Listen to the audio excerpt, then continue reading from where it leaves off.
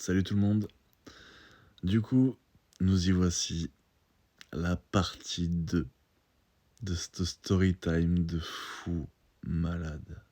Bon, vous avez vu, hein, j'ai mis un t-shirt cette fois. Apparemment, ça a perturbé pas mal de monde. Une épaule, deux épaules à nu, ça y est, c'était la fin du monde. Bref, du coup, là, ça devrait aller. Donc, on était au moment où je prends une décision que je n'aurais jamais pensé prendre de ma vie. J'appelle son ex. Et là, incroyable, je téléphone à l'endroit où il travaille. Je tombe sur un employé et je lui laisse mon nom et en bonus du coup le prénom de mon ex parce que il était pas dispo. 1 heure plus tard, je reçois un message sur le téléphone de ma meilleure amie et là, il m'a écrit c'est moi. Je dirais pas le prénom. Je l'appelle. Il décroche et il me dit attends, Jérémy le portugais? Je lui dis non, le nouveau, le plus récent. Et là, silence. Et il me lâche. Oh putain. Je lui explique pourquoi je l'appelle. Et il me dit écoute, c'est quoi, moi aussi j'ai beaucoup de choses à te dire. Et on se met d'accord. Il me raconte son histoire en premier. Et je lui raconte la mienne. Et là, vous êtes pas prêts. Déjà, premier truc. Ok. Il me dit, elle m'avait dit être allée 5 fois en République dominicaine, son pays de rêve, et elle voulait y vivre absolument. Enfin, voilà, c'est République dominicaine à fond. Et lui, il me dit, elle n'y allait que 2 fois là-bas, dont une fois payée par lui, d'ailleurs, et que les 5 voyages, enfin, en République dominicaine, c'était pas elle, mais lui qui les avait fait.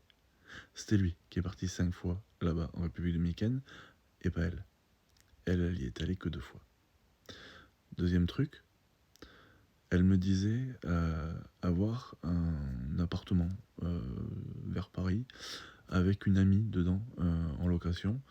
Et elle me parlait que pour l'instant, elle était pas dans le délire de le vendre, etc. Que bon, à payer ce qu'il y avait à payer par rapport à l'appart. Et que bon, son amie qui y vivait, elle s'y trouvait vraiment bien dedans. Donc voilà, il n'y a pas de raison, etc. Elle m'avait parlé aussi, à l'époque, parce qu'elle voulait un chien avec moi. Et avant, elle en avait un chien. Et du coup, ce chien-là, malheureusement, elle avait dû le faire piquer, soi-disant. Soi-disant. Ouais. L'appartement appartient aussi à son ex. Le premier, le tout premier de la liste. Avec qui j'ai pas eu de contact d'ailleurs. Il l'a jamais vendu parce qu'ils ne sont tout simplement pas d'accord sur le prix de vente. Et c'est lui qui vit dedans, avec le chien qui est toujours vivant. Troisième truc, tous les voyages qu'elle m'a raconté, qu'elle avait fait, euh, et il y en a eu beaucoup, sur les 3 années où elle a été avec son ex, du coup, avec qui j'ai parlé. Euh, et elle me disait tout le temps que c'était elle qui payait tout, tout le temps. Tout le temps, c'était elle, à chaque fois. Et que l'autre profitait, et que elle lui avait même payé un voyage parce qu'elle supportait plus. Elle lui avait payé un voyage pour qu'il parte en voyage et qu'elle soit tranquille. C'était lui qui payait tout. New York, où elle disait avoir dépensé 5000 balles parce que c'est vrai que c'est cher là-bas, non, c'est lui qui a payé 5000 balles. Et elle qui en a payé 900, je crois, pour la bouffe, de ce qu'il m'a dit. Et la Croatie, c'est lui qui se l'est payé tout seul comme un grand son voyage. Ah, petit aparté. Il recevait, après l'avoir mis dehors, quand ils se sont séparés, il a pas mis dehors, hein, Bon, elle a trouvé un appartement en une semaine. Et quand elle s'est barrée, il recevait des lettres d'huissier euh, de mon ex, hein, qui ne payait pas ou qui était très en retard des crédits conso qu'elle consommait. Beaucoup de crédits conso. Voilà. Et là, je commence à comprendre un petit peu le schéma qui se met en place. Puis, il me dit que une espèce de phrase un peu qui me glace sur le moment. Il me dit quand tu étais avec elle, t'as pas vu son Facebook au tout début, genre les tout premiers jours. Je lui dis bah non, pas du tout. Il m'envoie des screenshots. Il m'envoie des screenshots, des photos d'elle en train d'embrasser le Portugais. Des photos d'elle et le Portugais en train de se promener. Et là je bug. Je lui demande mais ils étaient ensemble quand? Et là il me répond bah à partir du mois d'août. Je dis ok, moi j'ai commencé ma relation avec cette personne en novembre. Et là il y a un silence. Et il me dit bah elle était encore avec lui.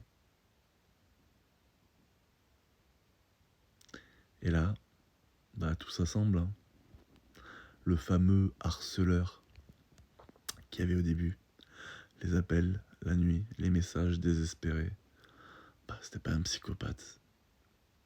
C'était juste un mec amoureux qui comprenait pas pourquoi sa copine avait disparu et pourquoi sa copine était en photo maintenant sur Facebook avec un nouveau mec qu'elle embrassait aussi, à nouveau. Mon début de relation en était 3, mais je le savais pas. On parle pendant 1h30 avec ce mec. Il a des preuves pour tout, c'est une dinguerie. Et je pense qu'à mon avis, en ayant été 3 ans avec elle, il a été rodé. Et il sait qu'il fallait des preuves pour absolument tout. Euh, et elle prenait la vie des autres, en fait, et la racontait comme si c'était la sienne. C'est ouf. Même par rapport au côté professionnel pour lui, à l'époque, elle m'avait dit que c'était grâce à ses connaissances et grâce à elle qu'il était devenu directeur de l'endroit où il est. Il était directeur avant de la rencontrer. Et à la fin, il me dit, tu sais quoi, elle te casse les pieds, elle harcèle tout ton entourage, tous les gens qui sont sur tes lives, des liveurs, elle a envoyé un message à ta mère, elle te fait des dingueries. Ok. Il me dit, envoie-lui un message et dis-lui que t'as parlé avec moi. Tu vas voir, tout va s'arrêter. Je le fais. Je lui envoie le message. Et là, magie.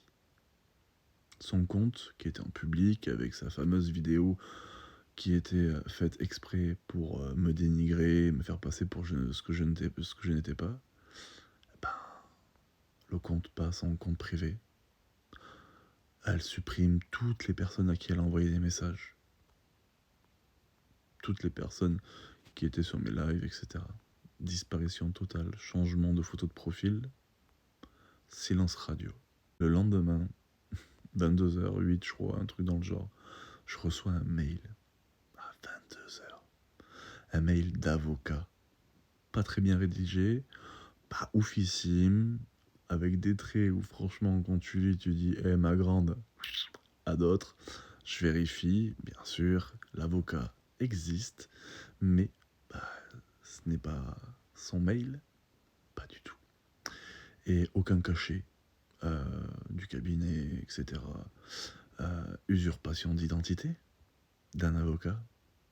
Demain, je transfère le mail à l'avocat, je l'appelle aussi d'ailleurs pour qu'on en parle. Et ce matin, je me lève, je vois un nouveau mail. Et oui, encore. C'est une dinguerie. Une adresse mail, une nouvelle, bien évidemment, créée spécialement pour ce mail-là. À l'intérieur, il y a quoi? 2 mots. Juste 2 mots. Pour information. Une pièce jointe. Je clique.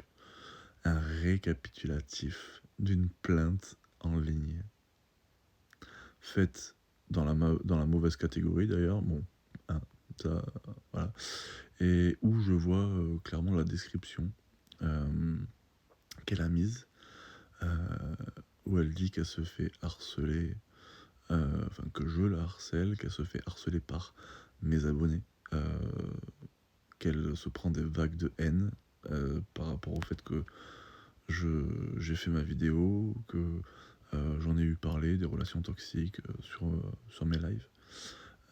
Qu'elle du coup elle se prend de la haine de partout, qu'elle a peur aussi pour son état psychologique, et qu'elle a des preuves vidéo, hein, des noms, des personnes qui lui crient, etc. etc., etc., etc. L'effet miroir, une mythomane en pleine inspiration. Et perso là je me dis wow, ok, j'envoie le message à ma mère qui regarde et qui me dit regarde cette ligne là. Je regarde et je vois quoi?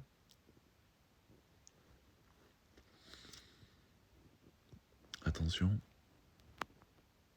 je vois vérifier l'ensemble des informations avant de finaliser votre déclaration. Attention, ce récapitulatif n'a pas de valeur juridique. Qui, déjà, quand il fait une plainte, envoie à la personne concernée la plainte, enfin le descriptif du récapitulatif de la démarche. Je sais pas. Aujourd'hui, clairement, avec le recul, je peux le dire calmement. J'ai vécu 1 an et demi dans un film Netflix, mais sans bout en pause. Et si je me permets de vous raconter tout ça aujourd'hui, bah c'est pas pour rien, c'est pas pour me plaindre. C'est juste pour vous dire une chose. Faites attention, faites confiance à vos ressentis. Quand quelque chose cloche, ce n'est jamais pour rien. L'amour ne doit jamais venir comme ça et vous faire disparaître à vous. Vous ne devez pas disparaître dans une relation amoureuse. Moi, je me suis retrouvé sans appart, sans amis, sans repères, du jour au lendemain, pour ainsi dire. Mais j'ai récupéré l'essentiel, moi-même. Et aujourd'hui, je vais très bien, et je suis même mieux que jamais. Alors, fais attention à toi.